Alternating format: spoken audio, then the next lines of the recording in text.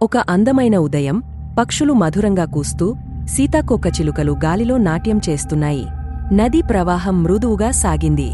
ధైర్యమైన పులిచెట్టు నీడలో నిద్రలేచి, తెలివైన కోతి కొమ్మలమీద ఊగుతూ, కరుణామయమైన ఏనుగు నీటిలో తడుస్తూ, సౌమ్యమైన జింక నెమ్మదిగా గడ్డిమేస్తూ. అడవి ప్రశాంతంగా, ఆనందంగా ఉంది. హఠాత్తుగా నేల కొద్దిగా కంపించింది. కాని ఎవరికీ అర్థం కాలేదు. ఏనుగు చెవులు కొద్దిగా కదిలాయి.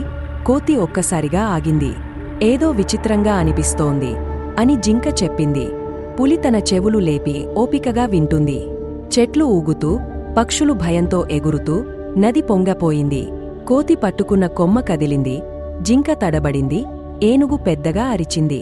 తొందరగా సురక్షితమైన ప్రదేశానికి వెళ్ళాలి అని పులి గర్జించింది.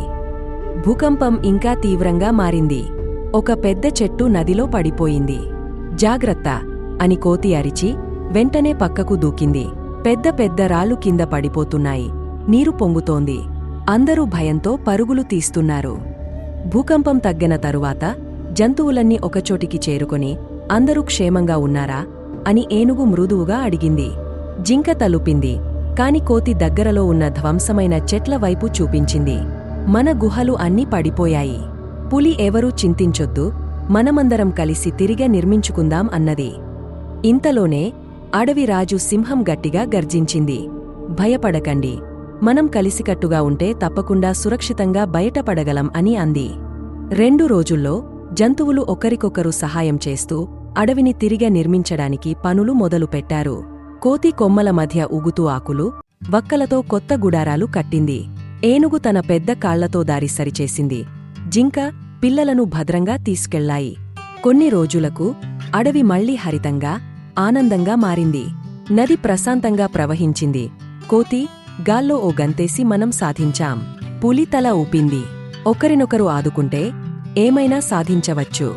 జంతువులని, కొన్నిచోట్ల పడిపోయి ఉన్న చెట్లను తొలగించడం, బండరాళ్లు తొలగించడం చేశాయి. భూకంపం పెద్ద సమస్య ఏమీ కాదు, మనమందరం కలిసి ఉంటే ఏ సమస్యనైనా ఎదుర్కోవచ్చు అని జంతువులు అనుకుంటాయి. పొద్దుపోయి కొత్త ఉదయం వచ్చేసింది. అడవి మళ్లీ పచ్చదనంతో నిండిపోవడం, జంతువులందరూ తమ కొత్త అడవిని చూసి గర్వంగా నిలిచాయి. ఈ భూకంపం మనల్ని భయపెట్టలేదు, బదులుగా మరింత బలంగా, సమిష్టిగా నిలబెట్టింది. ఏం జరిగినా మనం ఎప్పటికీ మన అడవిని కాపాడుకున్నాము అని అన్నది పులి. అందరూ కలిసి మళ్లీ ఆనందంగా అడవిలో పరిగెత్తారు, ఆడుకున్నారు. Please subscribe to our channel.